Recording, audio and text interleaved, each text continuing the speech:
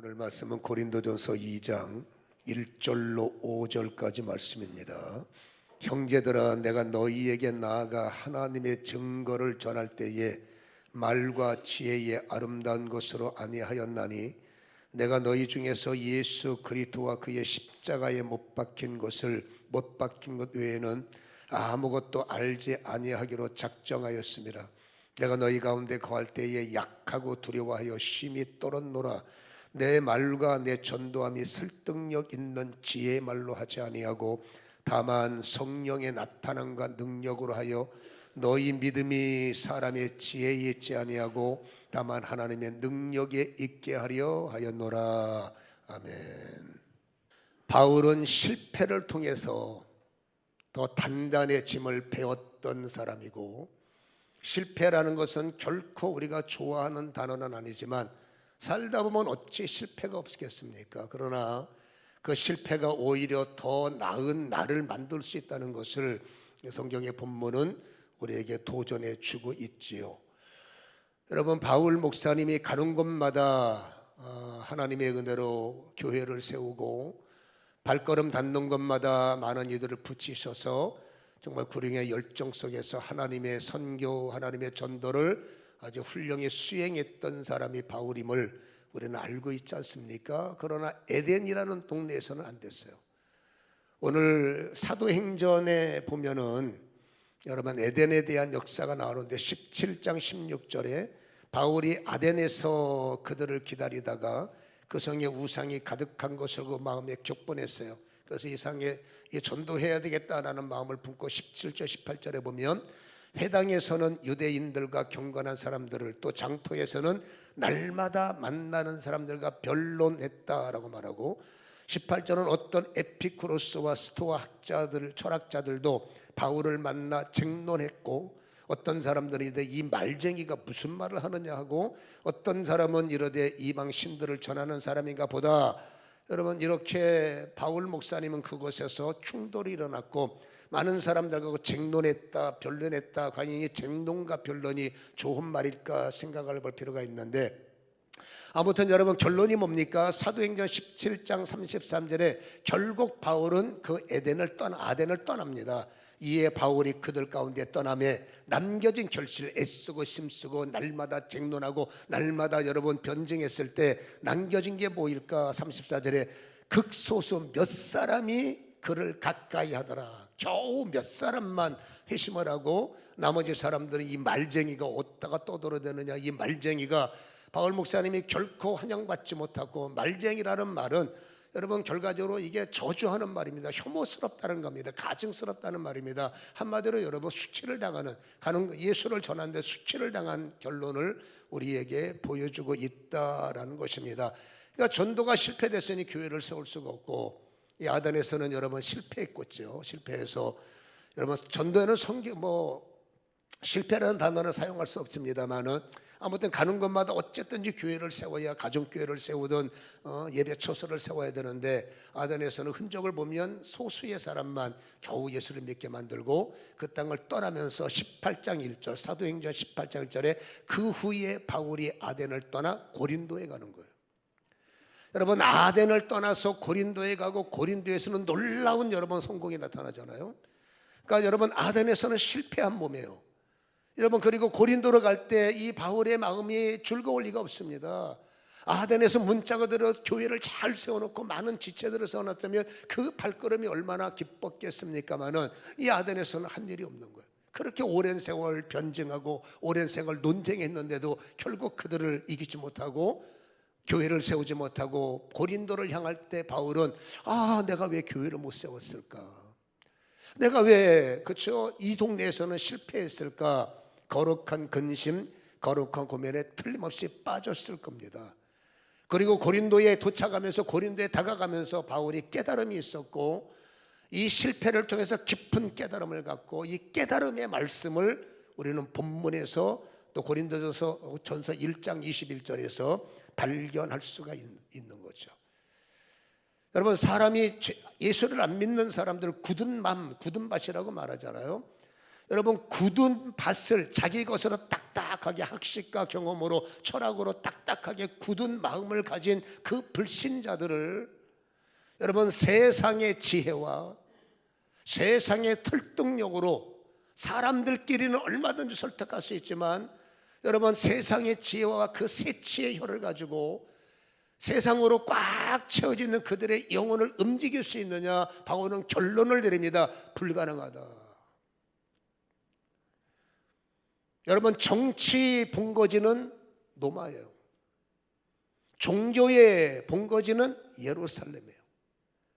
철학의 본거지는 아덴이에요. 여러분 바울도 한 철학했던 사람이고 말로 따지면 아볼로에 비해서 조금 못한 경우가 있지만 논리적이나 수사적인 모든 것을 동원해서 사람을 설득시켜 사람을 이겨먹어 바울도 여러분 자신이 있던 사람입니다.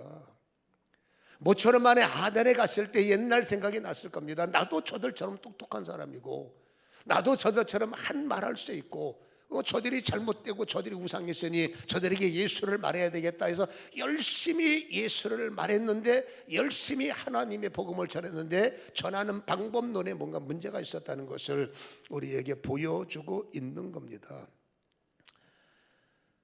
여러분 오직 한 영혼의 사람이 아니라 그 영혼을 움직이는 것은 사람을 설득시킬 수 있는 언어가 아니라 오직 예수 그리스도 십자가에 못 박히신 주님의 보혈의 피, 이게 복음의 핵심이에요. 복음의 시작이요, 복음의 복음의 중간이요, 복음의 마침 딱 하나입니다. 예수는 그리스도요, 십자가는 부활이라. 우리는 이것을 설명할 때 세상 철학을 가미시키고 세상의 지식을 덧입혀서 어떻게 하든지 내가 저 인간을 이겨먹을 거야 말로 예수를 말하는데 내 생각, 내 경험, 내 것 막 끄집어내서 온갖 미사여고 온갖 이런 말 저런 말 내가 반드시 당신을 이겨먹을 거야. 여러분 사도 바울이 어쩌면 그 열심을 갖고 아까 말했죠, 논쟁을 하고 그렇죠, 쟁론을 벌이고 변증을 하면서 예수는 이래 예수는 저래. 근데 그 도시에서는 여러분 이 말쟁이가 입만 살아가지고 여러분 그 복음에 꼬꾸라지는 것이 아니라 오히려 더 반감을 가지고 바울을 대적했고 그렇잖아요. 그리고 결국 여러분 19절에 사도행전 17장 19절에 그를 붙들어 아레오바고 광장에 가서 또 다시 한번 떠들어봐.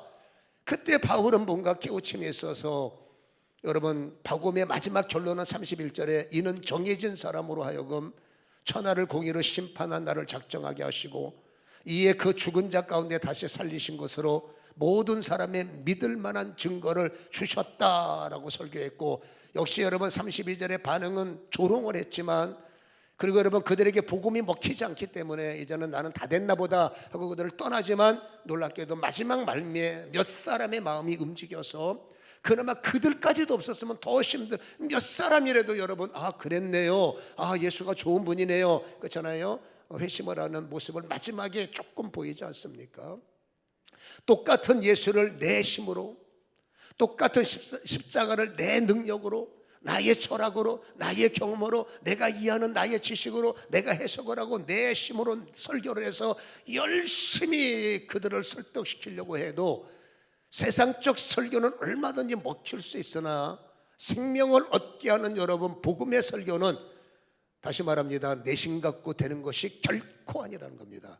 내 힘을 빼고 내 철학을 빼고 내 생각을 빼고 단순해야 됩니다. 예수가 그리스도예요.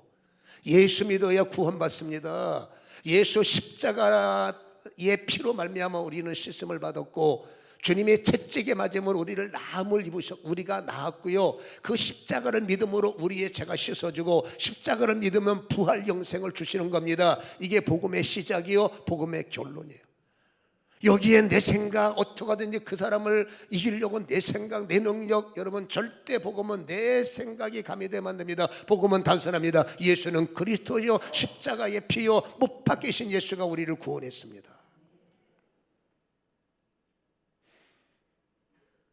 그래서 고린도전서 2장 2절에 이 고린도전서는 여러분 깨달음의 현장이다라고 할 수 있죠. 고린도전서 2장 1절에 형제들아 내가 너희에게 나아가 하나님을 증거를 전할 때에, 여기서 깨달은 말입니다. 말과 지혜의 아름다움으로 앞은 절대 안 한다. 말과 지혜만 가지고는 절대 사람을 움직일 수 없다. 오직 2절에 내가 너희 중에서 예수 그리스도와 그의 십자가에 못 박히신 것 외에는 아무것도 말하지도 않을 것이고 알기로 작정하지 않았다. 양육을 말하는 게 아닙니다. 우리 다음 주에는 믿는 자들에게 대한 메시지고, 지금은 복음을 전할 때, 구도자가 되어서 복음을 전할 때, 예수를 안 믿는, 쉽게 말하면 초신자들에게 복음을 말할 때 오직 딱 하나입니다. 예수는 그리스도요.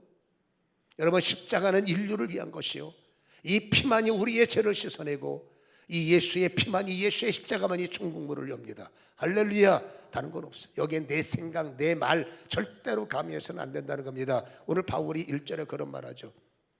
여러분 4절에 그러면서 내 말과 내 전도함이 설득력 있는 지혜의 말로 안 되더라 하시면서 깨달음이 뭡니까? 다만 내 말의 성령의 나타남이, 다만 나의 증거의 성령의 능력이 덧입혀져야만 영혼을 움직일 수 있더라. 이게 바울의 깨달음의 말씀이라는 것을 기억하시기를 주님의 이름으로 간절히 축원합니다.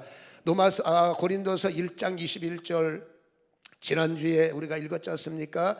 하나님의 지혜에 있어서는 이 세상이, 잘 들어보셔야 돼요, 자기 지혜로 하나님을 알지 못하고 하나님께서 전도에 미련한 것으로 믿는 자들을 구원하시기를 기뻐하신다는 거예요. 세상의 지식과 세상의 지혜로는 하나님을 알 방법도 없고, 세상의 철학과 세상의 학문으로는 예수는 오히려 꺼리끼는 것이요, 예수는 미련한 겁니다. 철학으로 예수를 미련한 겁니다. 학문으로 예수를, 과학으로 예수를 말도 안 되는 겁니다. 그러니까 그들은 미련한 것이죠.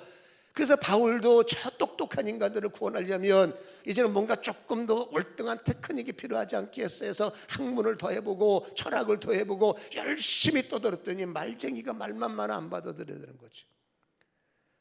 그 실패를 끌어안고 고린도에서는 정신 바짝 차리고 이제 인간 생각을 다 내려놓고 오직 하나, 예수가 그리스도십니다. 십자가만이 우리의 구원입니다.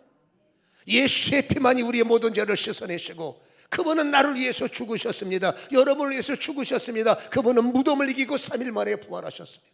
그 예수를 믿으면 하늘문이 열리며 그 예수를 믿으면 천국이 우리의 소유가 됩니다. 이 단순 메시지를 여러분 초신자들에게 전했을 때, 여러분 고린도 교회 보세요. 엄청난 여러분 부흥이, 엄청난 구도자의 여러분 초청이 이루어져서 많은 사람들이 예수를 믿고 많은 사람에게 예수에게 돌아와서 여러분 세워진 교회가 고린도 교회라는 거예요.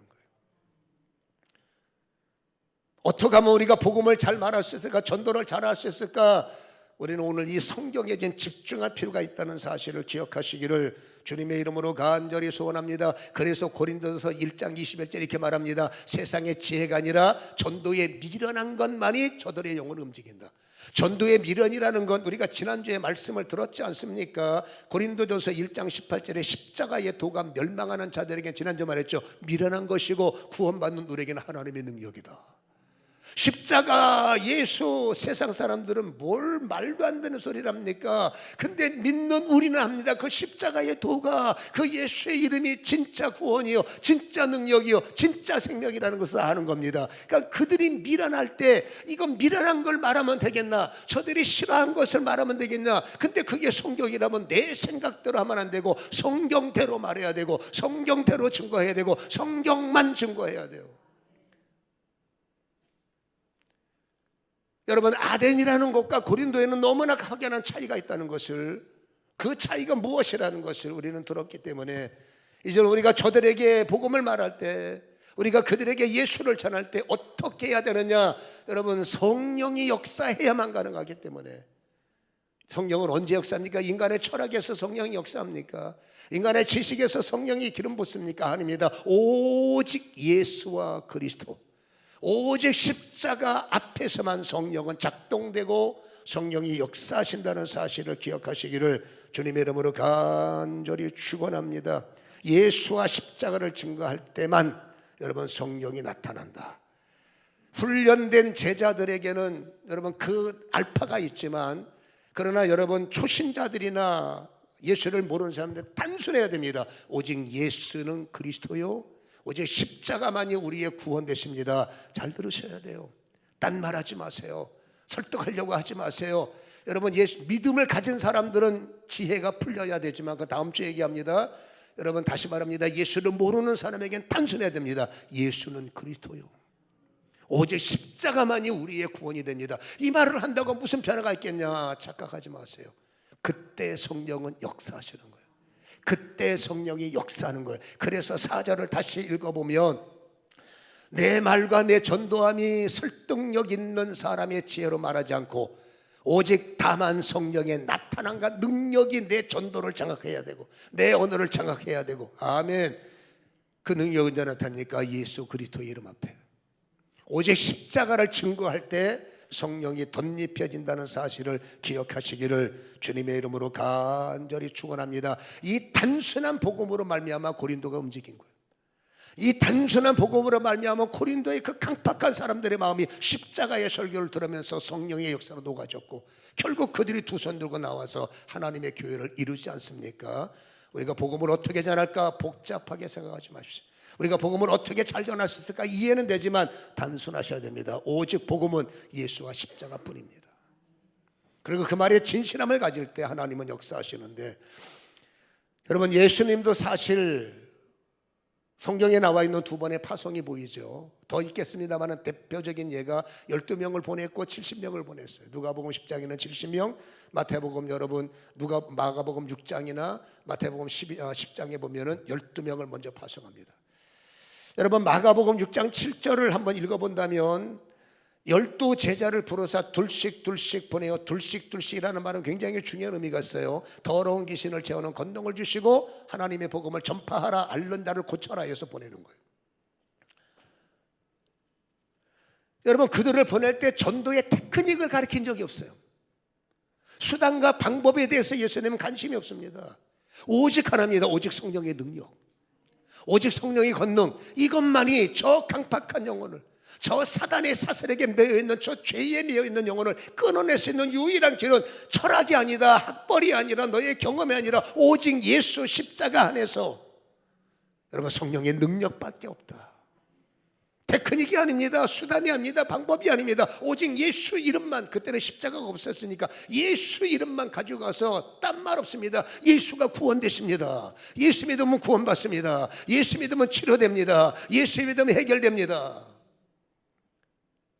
단순한 거예요. 복음은 어려운 게 아닙니다. 그때 그 말을 그래요? 그래요? 믿어볼까요? 받아볼까요? 물에 빠진 사람이 어떻게 하겠어요? 그러면 놀랍게도 어찌됐든 간에 하나님은 그들을 만지셨고, 예수가 주가 되시고 예수가 그리스도가 되시고 십자가에 예고된 하나님의 피가 그들을 씻어내는 이런 구원의 문이 활짝 열리지 않았습니까? 방법이 아닙니다. 오직 다 합니다. 예수는 주가 되시고 오직 십자가만이 구원입니다. 참고 삼아서 둘씩이라고 그랬어요.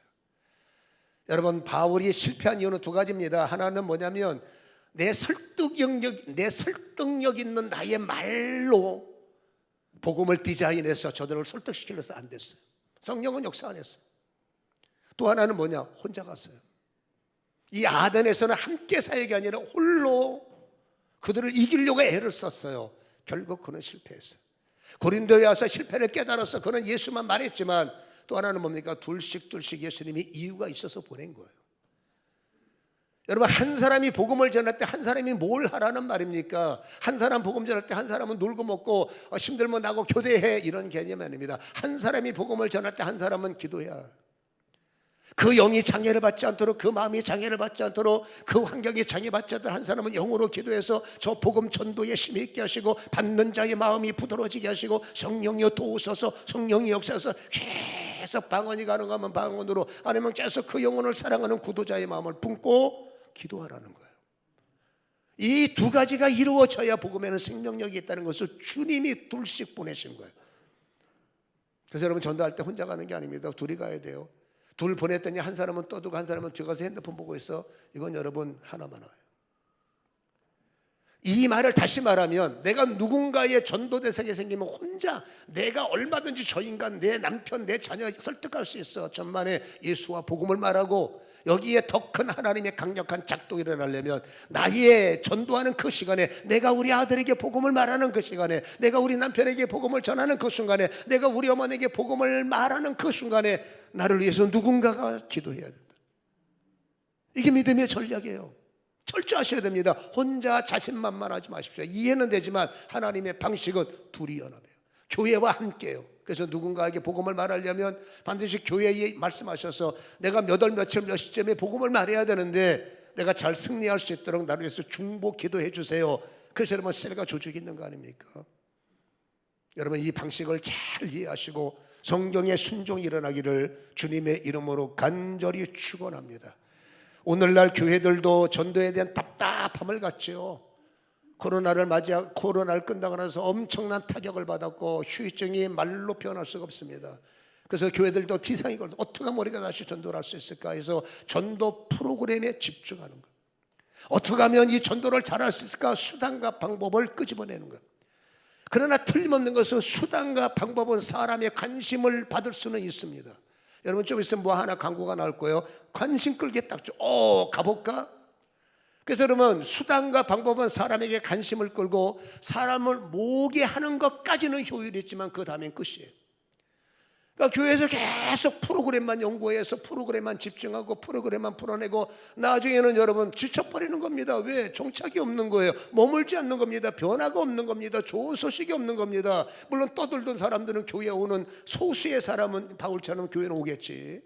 근데 하나님이 원하는 것은 소수가 아니라 교회에 오는 게 중요한 게 아니라 그 영혼이 예수를 만나는 거예요. 열방교회 등록보다 더 중요한 게 있습니다. 그 영혼이 예수 앞에 나오는 거예요. 우리 교회에 상관없어요. 어디를 가든지 주님 앞에 나가는 거예요. 그러면 그건 프로그램 갖고 안 돼. 프로그램을 통해서 사람에게 여러분 예수님도 치유 사역을 통해서 사람에게 그렇죠? 오를 보이셨고 하나님 나라를 믿어야 돼 본색을 드러내셨어요. 우리도 마찬가지입니다.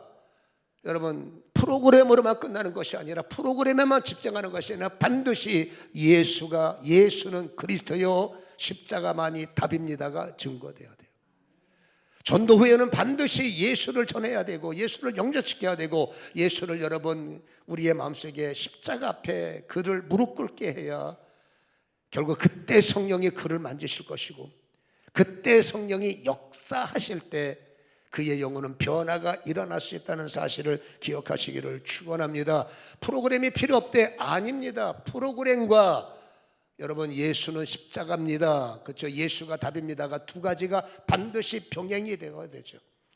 그래서 저는 지금 이 설교를 하면서 우리가 이거 초청하는 D-Day의 날 뭘 설교할까 고민하다가 낙원과 그렇죠? 음부에 대한 부자와 나선에 대한 설교를 준비하고 그날은 특별한 날이니까 어쩌다 한번 오시는 분에게 천국을 말해야 되고 지옥을 말해야 되기 때문에 저는 지금 주제를 정해서 고민하고 제가 오늘 미션을 줄 겁니다. 중고등부도 똑같은 설교. 제가 설교문을 주겠다는 거 아닙니다. 똑같은 본문을 갖고 각자 연구해서 그날만큼은 음부를 설교해라, 낙원을 설교하라. 주일학교도 마찬가지, 유치부도 마찬가지. 그날은 똑같은 본문을 갖고 설교 내용은 다 다르겠지만 그렇죠? 그래서 어떻게 하든 아이들에게도 천국과 음부를 알아야 되고 중고등부 애들도 천국과 음부를 들어야 여러분 영이 작동할 거 아니겠습니까?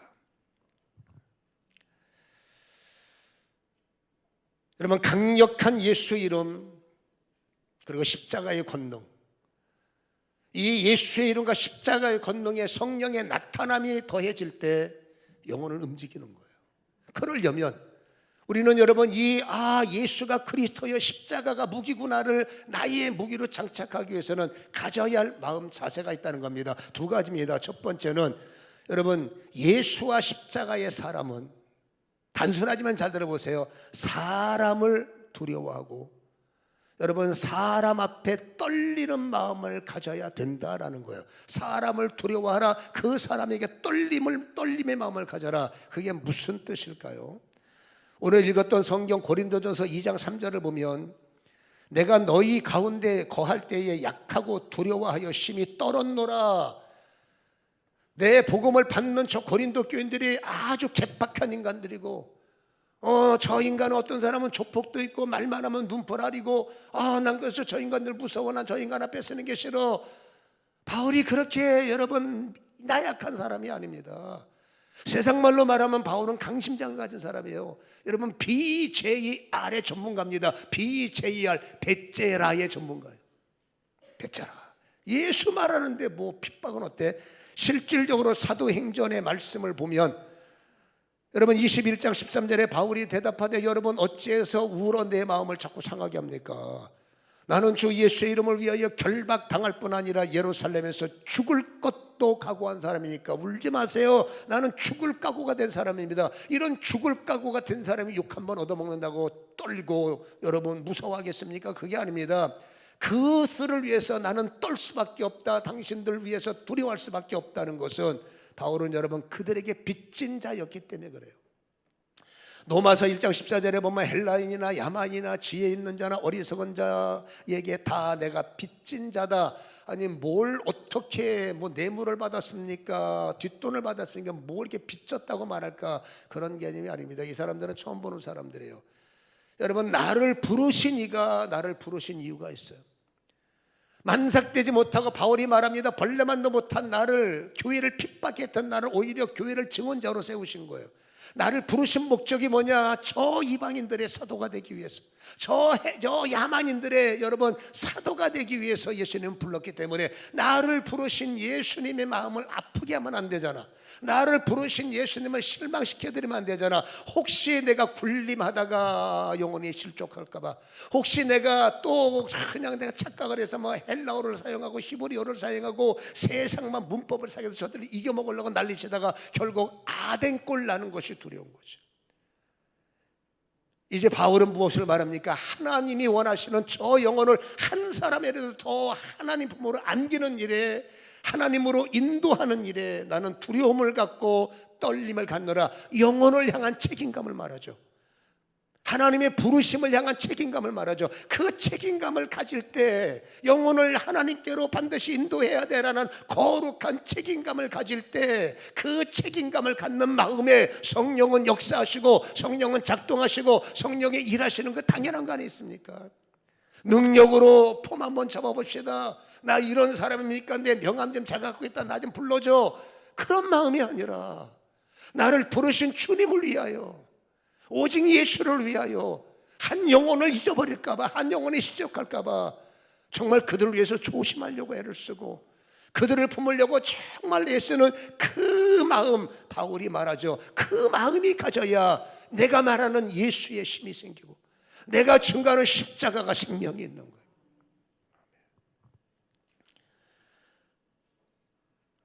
여러분 고린도 사람들은 사회적 계급이 낮은 사람이에요. 바울에 비해서 한 사람 한 사람 따지면 볼품없는 사람들입니다. 바울에 비해서. 그러나 그들에게는 빚진 마음을 가졌기 때문에 이토록 여러분 저들의 영혼을 실족시키지 않으려고 애를 썼던 바울의 그 애씀에 하나님은 점수를 주시고 은혜를 주신 것이다 라는 거죠. 그래서 강력한 예수 이름과 사회 십자가의 권능, 성령의 나타남의 무기가 되려면 예수와 십자가의 사람은 그리스도를 향한 희생적 삶이 반드시 필요하다라는. 전도할 때만 예수와 십자가, 설교할 때만 예수와 십자가, 누구 앞에 섰을 때만 예수와 십자가, 그리고 그 자리를 벗어나면 내 맘대로.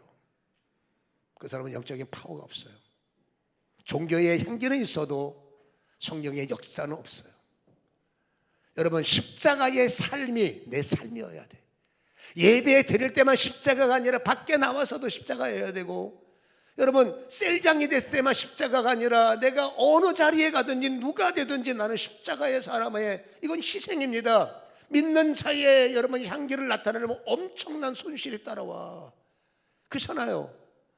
그게 뭡니까? 희생입니다. 그러니까 나의 삶이 십자가의 삶이어야 되고 나의 삶이 예수의 삶, 이건 희생입니다. 이 희생의 그릇을 가질 때, 이 희생의 그릇으로 한 영혼을 향한 두려움을 가질 때 그 그릇에 하나님의 영권과 하나님의 능력과 하나님의 기름 부음을 채우셔서 내가 그들에게 예수가 십자가예요, 예수가 그리스도예요, 예수가 주예요를 설교할 때 아무것도 아닌 핵심적인 생명에 내 안에 있는 성령을 부어주시고, 내 안에 있는 능력을 부어주시고, 내 안에 있는 권세가 부어주시고, 정말로 여러분들이 가정을 사랑하고 자녀를 사랑하고 누군가를 구원해야 할 마음을 먹는다면 일회적인 은혜도 나쁘지 않습니다만은 우리가 한 번 예수 전하고 끝날 사람이 아니라 성령의 나타나면 여러분 삶 속에 매우 그들을 지켜주는 일에, 앞으로 그들이 시험 들지 않도록 그들을 끌어주는 일에 성령의 나타나면 더 필요하고, 성숙한 자로서 더 성숙한 자를 세우려면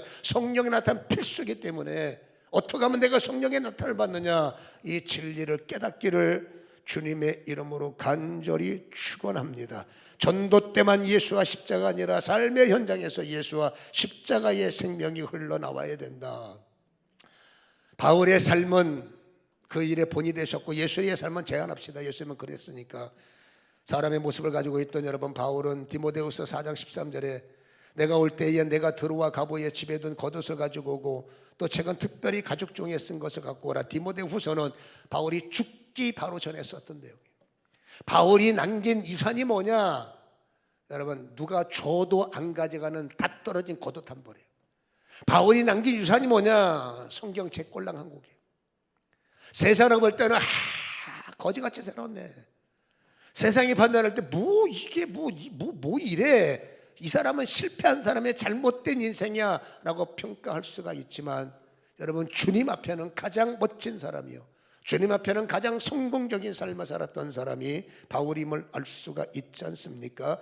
바울은 여러분 하나님을 위해서, 예수님에서 나의 모든 최고의 죄를 내려놓은 사람입니다. 뺏긴 자가 아니라 내가 내려놓은 사람이죠. 그리고 주님만을 위해서 살았지 않습니까? 마태복음 16장 26절에 이런 말씀하십니까? 사람이 만일 온 천하를 얻고도, 읽어봅니다. 시작. 네 목숨을 잃으면 무엇이 유익하리요?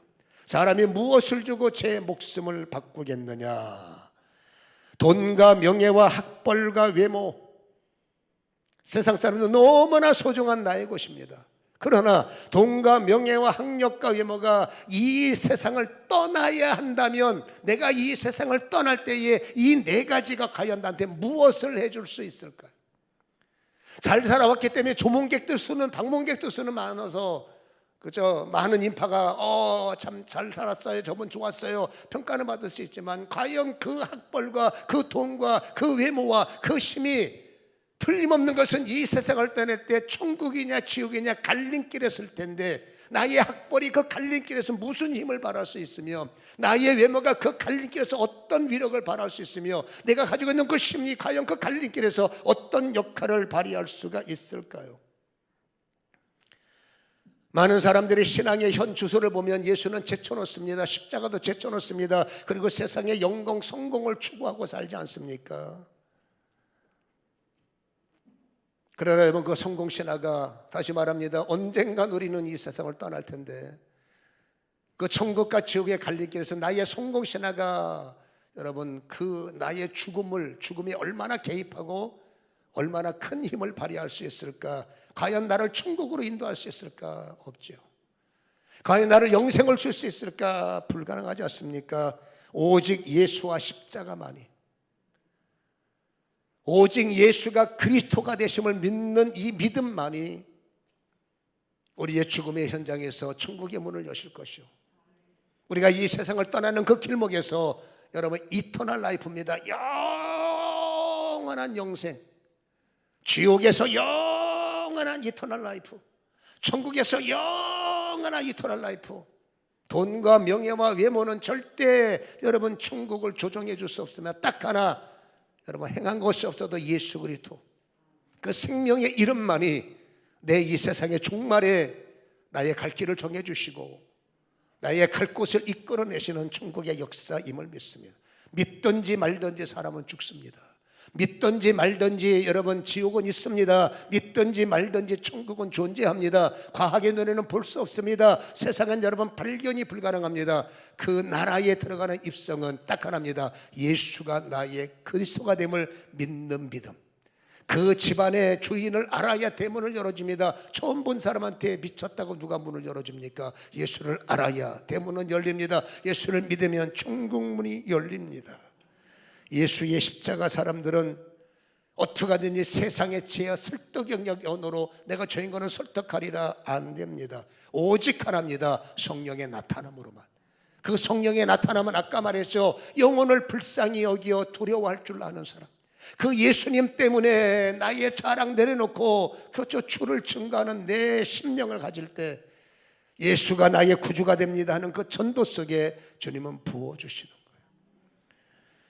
오늘 여러분 예수가 십자가의 사람으로서 오늘 들었던 이 말씀을 근래에 우리가 다가올 말씀하고 너무나 매치가 되는 말씀이기 때문에 잘 깨달으시고 이제 여러분의 자녀를 향하여 가족을 향하여 부모를 향해서 누군가를 향해서 예수와 십자가의 사람이 되시기를 주님의 이름으로 간절히 축원합니다.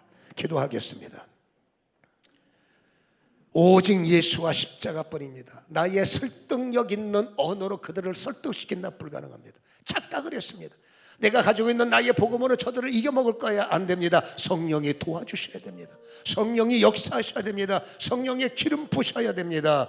아버지 하나님이여 그 영혼을 불쌍히 여기고 정말로 내가 예수를 믿고 정말로 십자가의 은혜를 깨달았다면 그 십자가 은혜가 헛되지 않도록 그 영혼 앞에 두려움을 가져야 되고 아버지 하나님이여 주님 앞에 전도할 때만 예수 십자가가 아니라 내 인생에서 예수의 십자가의 그릇이 되게 하시고 이 그릇 앞에 성령의 나타남을 담아두셨다가 내가 전도할 때 부으시고 이 아버지 그릇 앞에 성령의 능력을 담아두셨다가 내가 전할 때 부어주셔서 그 영을 움직여 그의 영혼 끝나는 날에 음부로 떨어지지 않고 우리 믿음의 사람의 손을 잡고 주의 이름으로 천국에서 아버지 하나님의 영생 복락을 누리는 일에 아버지 우리 믿음이 쓰임받도록 중요한 부르심의 역할을 감당하게 하여 주시옵소서. 주님을 사랑합니다. 예수님을 사랑합니다. 깨닫게 하여 주시옵소서. 예수님의 걸어가신 이름으로 기도합니다.